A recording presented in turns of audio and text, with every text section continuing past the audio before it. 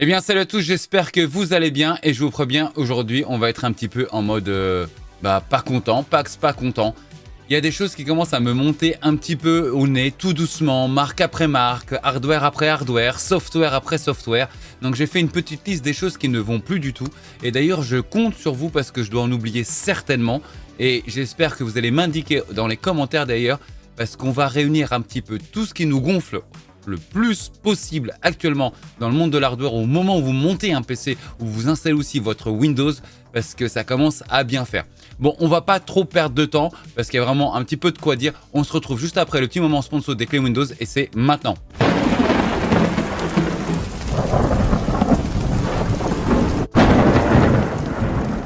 Notre sponsor aujourd'hui sera GVG Mall, un site internet qui va vous permettre d'avoir des prix préférentiels sur des clés de licence Windows.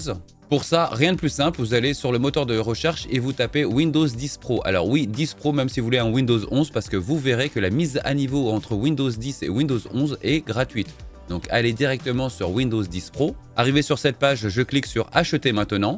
Ensuite, j'arrive ici et je n'ai plus qu'à inscrire le code promo PAX, PAX, je valide et de là, le prix passe à 13 €. De là, je soumets la commande. Ensuite, je choisis mon mode de paiement et pour moi personnellement, je choisis PayPal. Une fois le paiement effectué, je reviens sur cette page-là et comme vous voyez, je peux aller directement sur l'User Center. De là, je clique voir la clé secrète. Ensuite, obtenez la clé. Ma clé vient juste de s'afficher, je n'ai plus qu'à la sélectionner et la copier. Ensuite, je vais dans les paramètres d'activation de Windows et je n'ai plus qu'à coller la clé et de valider. Et voilà, rien de plus simple. Par avance, je vous remercie car en achetant vos clés de Windows par GVG Mall et en mettant mon code promo PAX, vous m'aidez à soutenir la chaîne. Et pour ça, je vous remercie. Nous voilà, donc on commence par l'hardware, on commence par le software, l'hardware, le software, l'hardware, software, hardware. Allez, on commence par l'hardware. On est en 2024. Aujourd'hui, on nous présente des cartes avec du BTF, des connectiques par l'arrière. Enfin, on est logiquement orienté vers le futur proche. Et pourtant, ici, j'ai une liste d'objets. Même pas une liste, j'ai là. Vous ne voyez pas, mais j'ai une liste, on va en parler. Enfin, une liste, des cartes mères, des waterblocks, des ventilateurs, des câbles. Je vais tout vous montrer. Tout ce qui, aujourd'hui, pour moi, est complètement débile en 2024. Déjà, la première chose, on a commencé sur les cartes mères. 2024. Allez, on va prendre une carte mère. J'en ai même deux, hein, comme ça, il n'y aura pas de jaloux. Voilà, je vous montre ça. Ça ne va plus, ça ne va pas. Ça, c'est nos cartes mères d'aujourd'hui. Déjà, c'est une belle carte mère, vous l'entendrez bien, effectivement. Mais quelle est la différence entre cette carte mère aujourd'hui et la carte mère de chez AMD aujourd'hui et Intel? Bah, il n'y en a plus trop. Vous avez vu que c'est un petit peu le même type de socket aujourd'hui. Voilà, ce n'est plus les sockets à pin comme on pouvait avoir auparavant. Aujourd'hui, on est sur ce type de choses. Pourquoi, à ce moment-là, si on est sur ce type de choses et on sait que c'est confondu, pourquoi les fabricants de cartes mères, on mettra ça après, pourquoi les fabricants de cartes mères, vous, aujourd'hui, et je parle bien, on va en reparler des fabricants de cartes mères, pourquoi aujourd'hui, vous n'avez pas ce type de choses directement greffées, comme on peut avoir par exemple pour AMD, un truc universel qui fonctionnerait directement pour tous les waterblocks et pour tous les moyens de refroidisseurs de toutes marques confondues? Non, vous nous faites des trous. Voilà, vous nous faites des trous en 2024. Et puis, donc derrière, il faut s'amuser à faire. Alors, imaginez, vous voulez vendre des PC à des gens qui n'ont jamais monté de PC. Aujourd'hui, il y a un engouement. On monte soi-même ses PC. C'est génial. Depuis le Covid, ça a en plus explosé. C'est génial. Mais aidez-les, ces personnes-là. Hein? On reprend. Voilà, j'ai des petits trous, des petites perforations, tu te démerdes avec ton fabricant d'IO, tu te démerdes avec ton socket, tu te démerdes avec ton ventilateur. Je suis désolé, je pense qu'aujourd'hui, en 2024, on devrait avoir un support universel et de là, vous mettez ce que vous voulez par-dessus. Donc je vous montre un petit peu, par exemple là, c'est le cas pour AMD, c'est un support d'ailleurs de chez Asus qui est par-dessus, d'un IO de chez Asus. Sur ce type de support qui est directement greffé sur une plaque qui est fournie en plus sur ce modèle-là par donc les sockets AMD. Donc c'est très bien. Et là-dessus, vous vissez directement ça et ça fonctionne. Ce devrait être la même chose pour tout le monde. Qu'il y ait plus qu'un seul type de support, que ce soit pour AMD ou que ce soit pour Intel. Et me dites pas, ouais, mais suivant les perforations. Mais nous, on n'a plus à gérer les perforations, c'est à vous de gérer les perforations. Dessus, vous nous mettez 2 braquettes en plastique, comme là-dessus, qui tiennent très bien, plastique rigide de bonne facture. Et dessus, on a quelque chose qui est universel. Alors, ne me regardez pas avec des gros yeux, mais non, ce serait si facile. Je vous garantis que c'est facile. Je vous garantis que c'est facile. Donc, ce n'est pas fini. Ce n'est pas fini.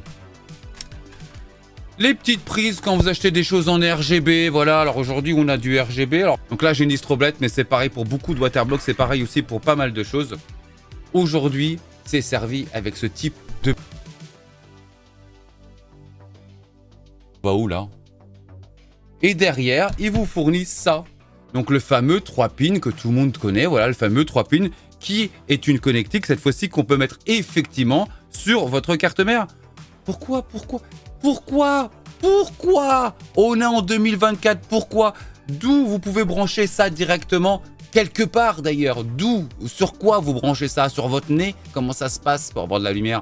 Donc, je l'ai dit, pas content, Pax. Ah non, parce que là, ça fait quelques jours, il y a 2-3 trucs, ça m'agace dans l'hardware. Surtout quand je dois monter des PC dans l'urgence, je me mets... Oh là là. Ce n'est pas fini, les prises propriétaires, les fabricants. On a des prises universelles. On se bat pour avoir des choses universelles. Il y a des consortiums pour avoir des choses universelles, où des entreprises se réunissent pour avoir quelque chose d'universel. Donc les fabricants de cartes mères nous fabriquent des prises universelles pour brancher nos ventilateurs. Pourquoi nous faire derrière quelque chose comme ça? Pourquoi avoir des prises propriétaires? Alors les prises propriétaires, c'est toute marque, c'est énormément de marques. Ça part sur ces marques un petit peu à la con, jusqu'à du Corsair. Pourquoi nous faire des prises propriétaires? Ça me rend dingue aussi. C'est quelque chose que je ne comprends pas. Donc les prises universelles, on va faire la guerre, mais on va faire la guerre. C'est pas fini parce qu'aujourd'hui... Moi, je monte des PC, comme vous le savez, et des fois des PC très haut de gamme, beaucoup d'argent, voilà, tout. Ça coûte cher, voilà. Et aujourd'hui, voilà, ça commence à venir, je vous en parlais, mais ça commence à venir, mais encore il y a peu de temps, mais encore très peu de temps, je monte des PC qui valent une blinde, des boîtiers qui valent une blinde, et c'est encore fourni avec ça. Mais c'est une blague ou quoi? Vous foutez de la... Vous voulez vendre des PC, vous voulez convaincre à des gens la simplicité de monter un PC et derrière vous avez encore vos pins des années 80? On est en 2024. Alors heureusement que certains fabricants de cartes mères vous fournissent ça. Voilà, où vous n'avez plus qu'à les connecter. Mais sauf qu'aujourd'hui, vous avez quand même certains fabricants de boîtiers qui ont quand même compris la tendance et qui, non seulement vous n'avez pas à faire ce que je suis en train de faire là déjà, parce qu'il vous faut des yeux de lynx, parce qu'après je vais vous montrer quand même sur le boîtier comment c'est un peu chiant. Voilà, ou c'est directement comme ça, voilà, il n'y a même pas 2 pièces, c'est une pièce, et vous branchez comme par exemple une prise USB type 2, comme vous avez ici par exemple. Voilà, vous branchez ça, de la même manière, non, voilà, vous avez des pins, allez brancher ça là, avec vos petits yeux, et regardez comment c'est écrit en tout petit. Alors nous, on connaît par cœur à force, mais la personne qui vient de monter son PC, qui se dit « Oh, qu'est-ce que c'est que ça ?» Non mais, on n'est plus dans les années 80. Aujourd'hui, le prix d'une carte mère a explosé depuis ces dernières années. Donc, le prix des boîtiers, le prix des éléments généraux a explosé. Alors, je ne râle pas en disant que le prix a explosé. Si c'est mieux, pourquoi pas? Mais si derrière, si c'est pour nous mettre ce type de connectique, c'est une grosse blague. Voilà, aujourd'hui, il y a des boîtiers. Vous voyez, ça, c'est une prise son. Ça, aujourd'hui, il y a des boîtiers. Aujourd'hui, c'est fourni comme ça. Voilà. Pour brancher votre IOShield, pour brancher votre hub de façade de PC, plutôt, excusez-moi. Et donc là, ce que vous avez ici, c'est la prise son. Et 80% de vos boîtiers que vous achetez aujourd'hui, le gainage s'arrête là. Non, mais c'est une blague. Le gainage s'arrête là. Mais pourquoi vendre des choses une fortune? Donc ça c'est enlevé d'un boîtier qui aujourd'hui vaut 350 €. Voilà. Et un boîtier que j'aime beaucoup d'ailleurs. Alors qu'est-ce que c'est comme boîtier? C'est le boîtier Torque. Voilà.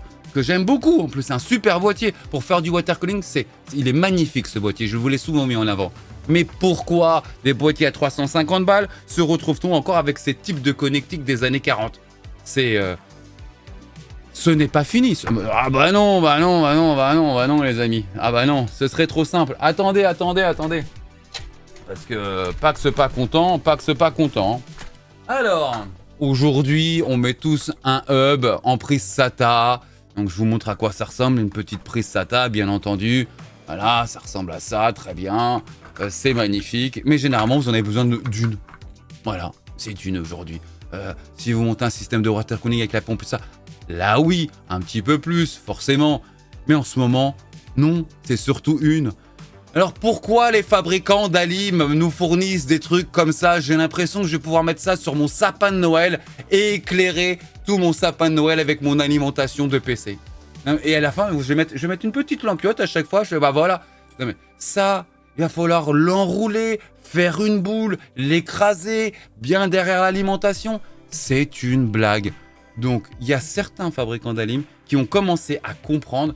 Donc, ils en fournissent une multi, voilà, mais une simple, voilà, simple. Quand vous faites du montage de PC, surtout en plus pour encore une fois un débutant, bah, le câble management, ça peut être quelque chose qu'on peut appréhender. Faut le faciliter. Vous, fabricant de boîtiers, vous êtes censé le faciliter, pas en laissant des arrières de boîtiers, comme j'ai pu voir aussi, extra plats. Voilà, aujourd'hui, c'est 30 mm, c'est une moyenne, mais 30 mm, c'est une moyenne. Laissez au moins 35-40 mm. De toute façon, on doit mettre aujourd'hui des hubs pour mettre des ventilateurs, pour régler votre RGB, laisser un petit peu de place. Et évitez ça aussi, les fabricants d'alimentation. C'est une blague. Ce n'est pas fini. Ah oui, parce que plus le monde avance, plus ça continue. Alors ça, c'est le câble 6 pins pour vos cartes graphiques. Maintenant, plutôt du côté de chez AMD, plus du côté de chez Nvidia. Voilà, c'est le fameux 6 pins que vous connaissez très très bien, voilà. Mais écoutez, ça ne suffit plus, ça ne sert plus qu'à alimenter aujourd'hui vos cartes graphiques. Ah bah non, parce qu'aujourd'hui, donc là c'est un hub de chez Corsair, mais ce n'est pas les seuls, hein, je vous rassure. Hein. Avant, ce type de hub était justement alimenté par un SATA. Et c'est pour ça qu'il fallait juste un SATA. Hop, vous rentiez votre SATA, c'était parfait. Aujourd'hui, la connexion se fait donc avec une petite rallonge. Et au bout de cette rallonge là, qu'est-ce que vous voyez? Qu'est-ce qu'on a? Une femelle 6 pins. Donc en fait, voilà, dans le 6 pins, c'est un 8 pins en fait pour le PCI de l'alimentation. Mais quand vous l'enlevez, ça devient un 6 pins. Voilà. Donc vous enlevez les deux supplémentaires du 8 pins pour passer en 6 pins. Donc ça devant moi, voilà, vous enlevez, vous connaissez déjà. Et de là, vous branchez ça. Ah bah c'est génial. Donc aujourd'hui, à la place de servir de câble SATA, voilà, à la place de servir de câble SATA, alors mais pas que ça fait plus de puissance. Mais arrêtez de vous foutre de ma gueule, on a toujours réussi jusqu'à présent avec du SATA, d'accord à la limite, mettez-nous un double SATA. Pourquoi? Parce que j'étais confronté il y a très très peu de jours d'avoir une alimentation où sur mon alimentation, je ne pouvais brancher que 3 prises comme ça, 3. Et ma carte mère, ma carte graphique, je devais en mettre 3 pour pouvoir alimenter ma carte graphique. C'est-à-dire que je n'avais plus une seule prise à l'arrière de mon alimentation afin de connecter un supplémentaire. Et en plus, bah forcément, l'alimentation ne fournissait même pas le 4e câble, étant donné qu'elle n'a pas de 4e prise derrière. Donc vous vous retrouvez dans un cas où on vous dit ouais mais Pax, il faut toujours gérer un petit peu la compatibilité, un socket AMD pour une carte AMD, pour un processeur AMD. Vous avez la compatibilité de ça ou des prises propriétaires ou ce genre de conneries? J'en ai certainement oublié. Il y a des semaines, il y a des jours. Bon, c'est vrai qu'en ce moment je dors très peu parce que les biberons le matin à 3h, à 3h, voilà. Forcément, peut-être que je serais peut-être un petit peu plus irritable. Tout à fait possible, je ne dirais pas. Mais en tout cas, ça m'a un peu monté au nez, surtout sur les 2 derniers montages de boîtiers où je devais faire ça relativement assez vite. Et de voir ces compatibilités, ces rajouts de câbles, ces petits pins là des années 80, je trouve ça nul. Donc je compte sur vous, voilà, de me laisser en commentaire tout ce que je n'ai pas décelé ou j'ai oublié de vous le dire là en vidéo. Tout ce qui vous paraît incohérent en 2024, mettez-le moi en commentaire. On va tout réunir, voilà, et on va essayer de faire au maximum de bruit. Du bruit, on s'en fout, c'est gratuit, parce qu'il y a un moment ou un autre, soit les fabricants, ils vont se dire, voilà, on veut vendre du PC où les gens vont monter leur PC, moi, je suis tout à fait pour, mais arrêtons de mettre des bâtons dans les roues et arrêtons un petit peu des connectiques qui n'ont plus rien à voir en 2024. Arrêtons de complexifier des connectiques. Arrêtons ces connectiques propriétaires pour un ventilateur. C'est une blague. C'est une blague. Ah donc, ah ouais, par contre, t'as un seul câble. Mais regarde, non mais t'as un seul câble, mais pas que c'est avec ça, t'as un câble pour le RGB et un câble pour le PWM. Ah mais c'est génial. Mais tu le branches où si t'as pas de hub? Donc si en plus tu en veux rajouter que 2, tu vas rajouter un hub plus tout le reste. Non, je suis désolé, pour moi aujourd'hui c'est un petit peu compliqué. Donc soit à ce moment-là on a des hubs qui sont un peu plus universels et qui sont pas alimentés par un 8 pins de carte graphique. Un 8 pins de carte graphique, on va n'importe quoi. Donc bon, bref, mettez-le moi en commentaire, tout ce que j'ai oublié, mettez-le moi. C'est une vidéo un petit peu spéciale, je ne devais pas la tourner. Je ne devais pas sortir de vidéo aujourd'hui, sachez-le, je ne devais pas vivre ça. Mais je la tourne aujourd'hui. Elle sort tout à l'heure la vidéo, hein. Coup de gueule, hop, montage, hop, si c'est un peu mal monté, vous m'excuserez, mais c'est dans le show. Parlons un petit peu de Windows. Windows 10 arrête de mettre ses mises à jour. 240 millions de PC vont être jetés à la benne. Pax, comment c'est possible 240 millions de PC? Parce que tout simplement, lorsqu'ils vont arrêter de faire leur mise à jour, et ça y est, il y a beaucoup de sociétés, du coup, et c'est énormément de sociétés qui travaillent plus avec des OS comme Windows 10 que Windows 11 encore aujourd'hui. Et c'est encore plus de sociétés qui travaillent donc avec cet OS-là que par exemple avec des OS de chez Macintosh ou avec du Linux.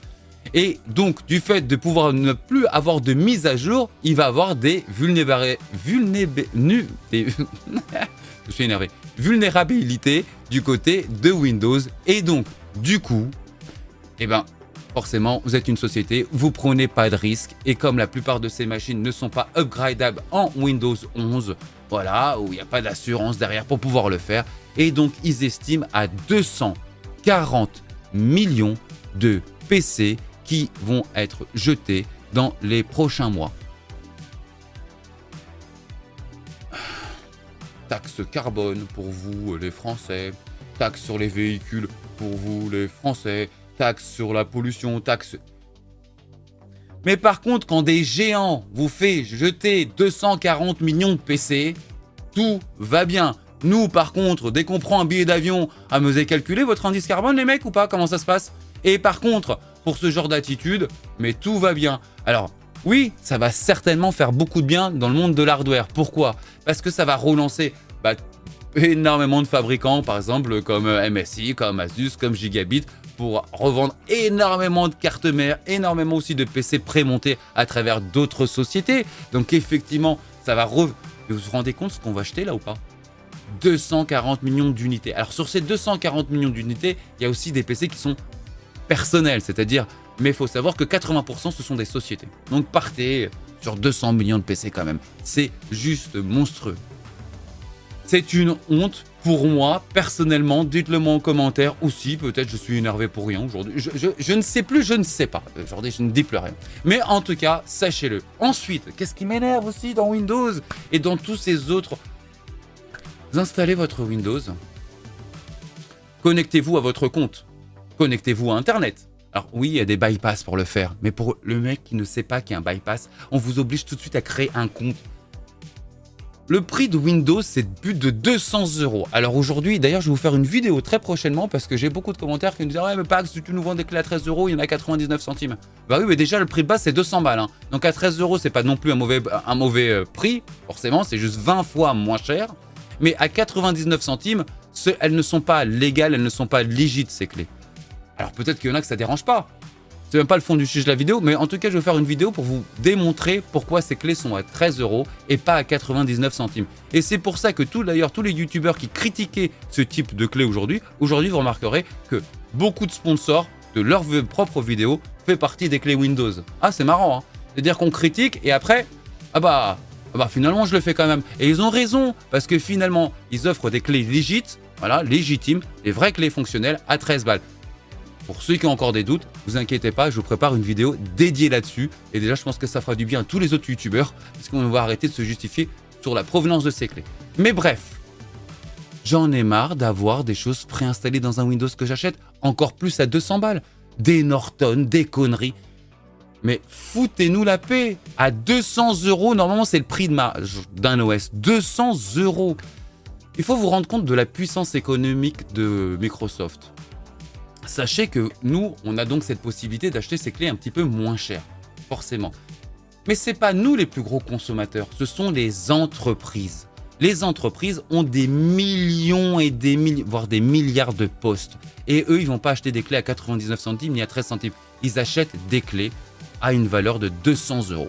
Voilà, c'est le prix. C'est le prix. Alors oui, un peu moins cher, ils n'auront pas la TVA, mais c'est le prix d'entreprise, c'est le prix cash, c'est le vrai prix pour eux en tout cas. Mais sur nous, si vous les vendez encore à 200 €, pourquoi vous nous mettez du Netflix? Pourquoi vous nous mettez du Norton? Pourquoi ça nous prend la tête et en plus il faut tout désinstaller. Foutez-nous la paix. Et ensuite, pas que. MSI et Asus ou quoi que ce soit, la plupart des fois où vous allez installer donc Armoury Crate ou ce genre de choses, c'est super. Moi, j'aime. En plus, Armoury Crate, c'est l'un que je préfère le plus, je l'ai déjà dit.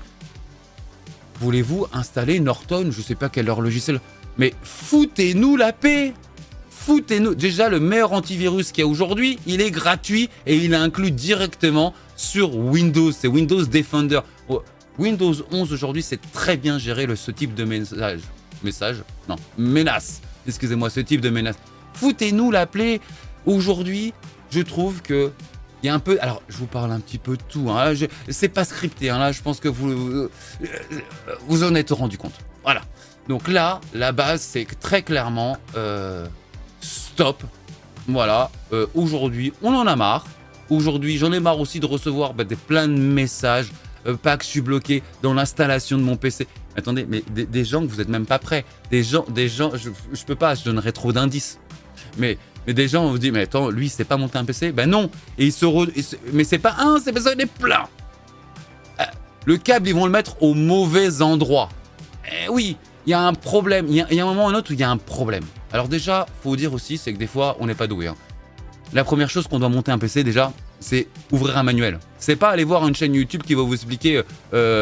Non, d'abord, tu ouvres ton manuel, tu analyses ta carte mère, tu analyses tes connectiques, et après tu vas voir une chaîne YouTube. Tu es déjà une connaissance quand le mec il te dit cette prise. Cette prise, tu sais pas, on te dit de connecter un truc à cette prise. Non, tu le fais pas sans savoir. L'intérêt de monter son PC, c'est de savoir comment fonctionne son PC. Pourquoi son PC peut tomber en panne, pourquoi son PC peut être optimisé. Et pour tout ça, la base, c'est de connaître déjà forcément comment est connecté son PC. C'est l'avantage de monter son PC. C'est d'être... Et déjà, vous verrez, de monter votre PC vous-même va vous faire aimer l'hardware. J'ai commencé à aimer l'hardware, moi personnellement, en montant mon PC. Et à l'époque, j'ai plus de câble, je crois. C'était des nappes. Je vous montre une image. C'était des nappes. C'était horrible. Mon premier water cooling, c'était avec une pompe d'aquarium. Je ne sais pas si vous vous rendez compte. Il fallait quand même aimer un petit peu le sujet quand même pour pousser le bouchon. En tout cas, voilà, c'était une petite vidéo coup de gueule. C'est surtout une vidéo pour récupérer un maximum de commentaires de tout ce que vous trouvez débile, et y compris ce que je vous ai montré. Voilà. Je veux absolument que pour janvier, je fasse une liste des choses les plus débiles qu'on a à l'heure actuelle et qui nous embêtent aussi bien dans le monde du software qu'aussi bien dans le monde de l'hardware. Petit coup de gueule de Pax, à très vite pour la prochaine vidéo. À plus la team!